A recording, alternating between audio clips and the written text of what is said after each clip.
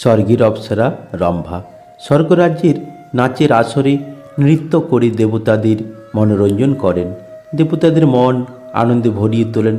সেই অপ্সরা একদা এক তপস্যারত তাপসকে দেখে নিজেকে হারিয়ে ফেললেন। দিব্যি ভুলে বসলেন স্বর্গের কথা। তিনি সুদর্শন তপস্বী দেবলকে বিয়ে করে সংসার বাঁধতে চাইলেন, কিন্তু দেবল তাকে উপেক্ষা করলেন। স্বর্গের অপ্সরা রম্ভা তখন নিজেকে অপমানিত বোধ করলেন। তিনি তপস্বী দেবলকে এক কঠোর অভিশাপ দিয়ে ফেললেন। এই অভিশাপের ফলে দেবলের কী পরিণতি হয়েছিল জানতে ভিডিওটি শেষ পর্যন্তই দেখুন। নমস্কার, আপনাদের এই প্রিয় পুরাকথা চ্যানেলে সবাইকে স্বাগত জানাই। আশা করি আজকের এই কাহিনী আপনাদের ভালো লাগবে। রাধা ও অন্যান্য গোপিনীদের নিয়ে শ্রীকৃষ্ণ যখন বৃন্দাবনের রাসলীলায় মত্ত, তখন হঠাৎ সেখানে হাজির হলেন এক মুনি, কদাকার চেহারার এক উলঙ্গ সাধু। যেমন কালো গায়ের রং, তেমনি হাড্ডিসার চেহারা। শরীরে মাংস বলে কিছুই নেই, হাতে পায়ে বড় বড় নখ, কঠোরাগত চোখ দুটো জ্বলছিল। সারাটা শরীর বেঁকে চুরে গেছে।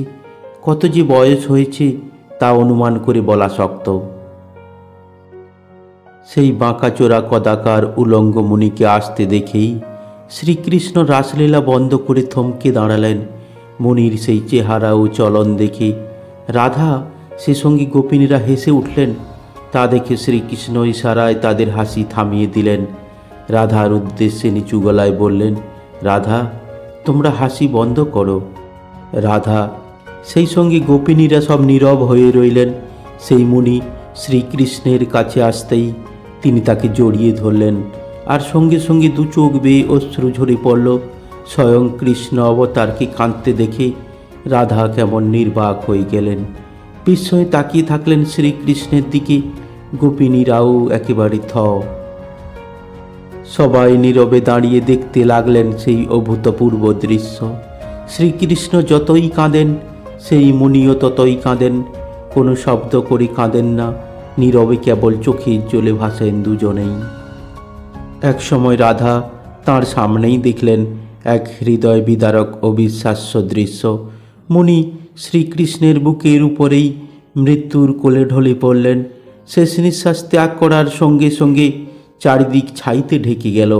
শ্রীকৃষ্ণ পরম যত্নে ধীরে ধীরে মাটিতে শোয়ালেন সেই মৃত মুনিকে। তারপর নিজের হাতে চন্দন কাঠের চিতা সাজালেন। সেই চিতায় মুনির মরদেহ শায়িত করলেন। মুনির সৎকার করলেন। এভাবেই সব কাজ যখন শেষ হয়ে গেল, শ্রীকৃষ্ণ স্বাভাবিক হয়ে উঠলেন। তখন রাধার মনে এক কৌতূহলের সৃষ্টি হলো। সেই কৌতূহল নিবারণের জন্যই রাধা অস্থির হয়ে উঠলেন। রাধা শ্রীকৃষ্ণের কাছে জানতে চাইলেন, হে কৃষ্ণ, এই বিকৃত বিকলাঙ্গ মুনিটিকে কেনই বা আপনি চোখের জল ফেললেন? চুপ করে থাকবেন না, সব কিছু খুলে বলে আমার কৌতূহল নিবারণ করুন। তাছাড়া মুনি যখন শেষ নিঃশ্বাস ত্যাগ করলেন, চারিদিক ছাইতে ঢেকে গেল কেন? শ্রীকৃষ্ণ বেশ কিছুক্ষণ নীরব থেকে বললেন, রাধা, সে এক করুণ কাহিনী তোমাকে শোনাবো আমি। এ কথা বলে শ্রীকৃষ্ণ সেই কাহিনী বলতে শুরু করলেন।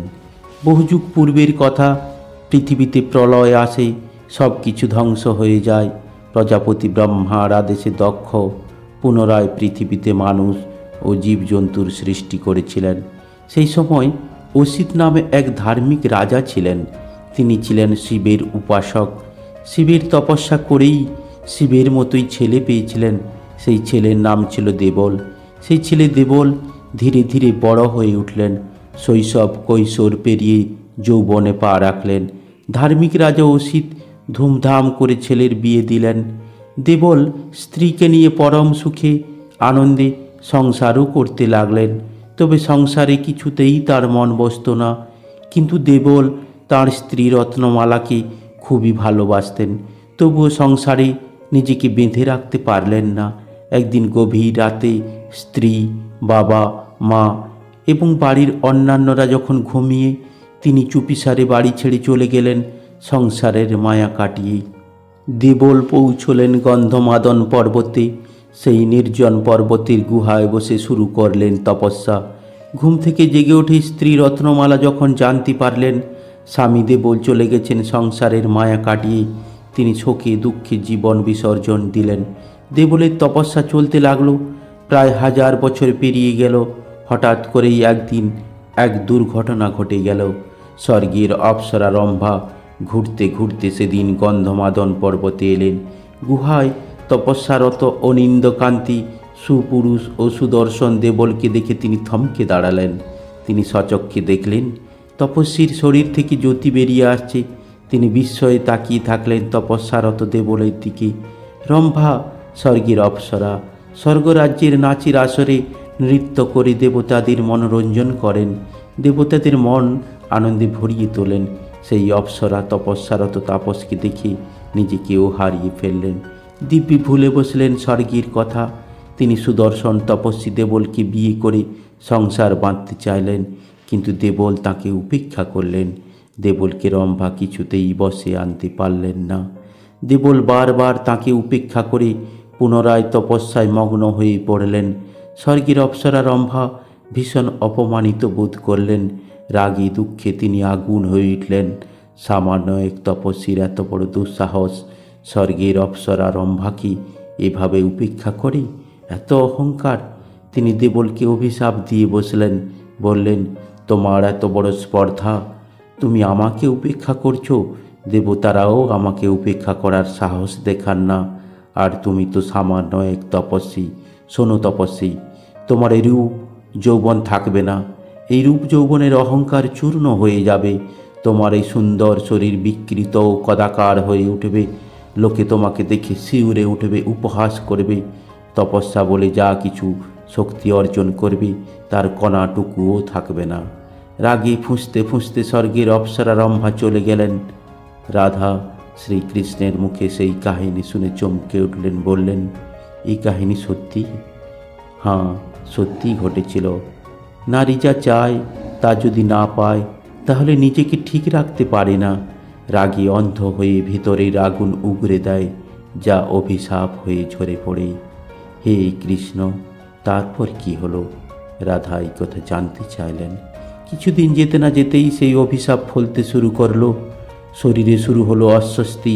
পূর্বের মতো তপস্যায় নিজেকে একবারে মগ্ন রাখতে পারলেন না। বিষ্ণুর পরম ভক্ত দেবল বিষ্ণুর ধ্যানে বিলীন হতে পারলেন না। চোখের সামনে পাদপদ্ম ভাসল না পূর্বের মতো।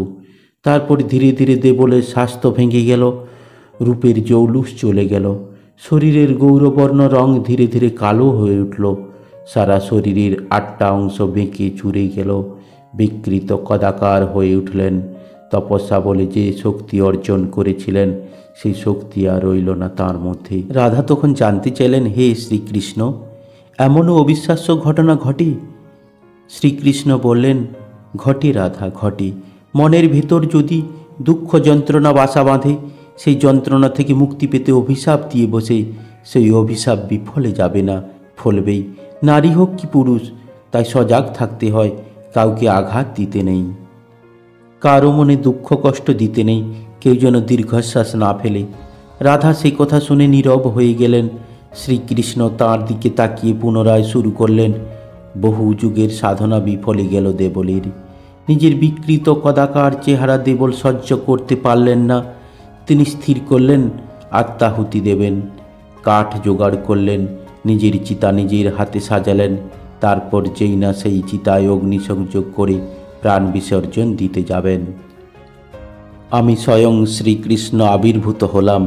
তাকে আত্মহত্যা থেকে নিবৃত্ত করার জন্য বললাম, তুমি আজ থেকে অষ্টবক্রমুনি নামে বিখ্যাত হবে।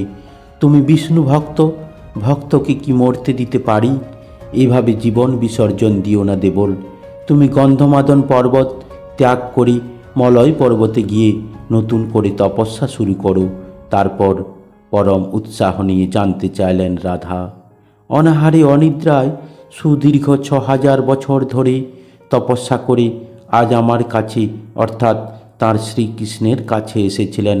আমারই ইচ্ছায় মহামুনি অষ্টবক্রের আজ ছিল মুক্তির দিন। এত বড় ভক্ত কোন দেবতার ভাগ্যে জোটে? আমার ভক্ত আজ চলে গেলেন গোলক ধামে। ছেড়ে দিতে বড় কষ্ট হলো রাধা, তাই 2 চোখ বেয়ে অশ্রু ঝরেছিল। রাধা তখন শ্রীকৃষ্ণের কাছে জানতে চাইলেন, আর শেষ নিঃশ্বাস ফেলার পর এত ছাই বেরোলো কেন?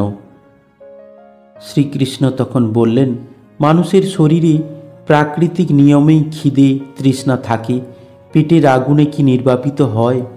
খাবারের অভাবে সেই আগুন অষ্টবক্রের ভেতরটাই খেয়ে একেবারে ঝাঁঝরা করে দিয়েছিল, ভেতরটা পুড়িয়ে ছাই করে দিয়েছিল, শরীরে কোনো হাড়ের অবশিষ্ট ছিল না। তাই তো শেষ নিঃশ্বাস বেরোনোর সঙ্গে সঙ্গে বেরিয়ে এলো এত ছাই। অষ্টবক্র মুনির কাহিনী শুনে শ্রীকৃষ্ণের মতো রাধার দু চোখেও অশ্রু ভরে গেল। শ্রীকৃষ্ণ দীর্ঘশ্বাস ফেললেন শুধু, আর কোনো কথা বললেন না। প্রিয় বন্ধুরা, এখনও যদি আমার এই চ্যানেলটি সাবস্ক্রাইব করে না রাখেন তাহলে প্লিজ সাবস্ক্রাইব করে রাখুন। ভগবান শ্রীকৃষ্ণের নামে একটি কমেন্ট করুন।